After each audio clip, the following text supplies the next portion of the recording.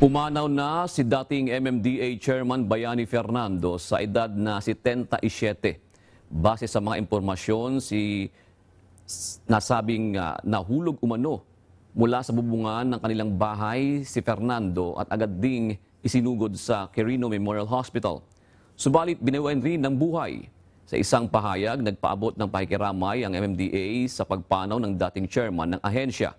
Si Bayani Fernando ay naitalaga bilang chairman ng MMDA mula noong June 5, 2002 hanggang November 25, 2009.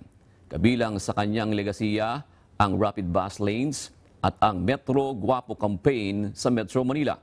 Dati rin siyang nagsilbing mayor at congressman ng unang distrito ng lungsod ng Marikina. Kami po sa UNTV ay nagpapaabot din ng pakikiramay sa pamilya ni Bayani Fernando.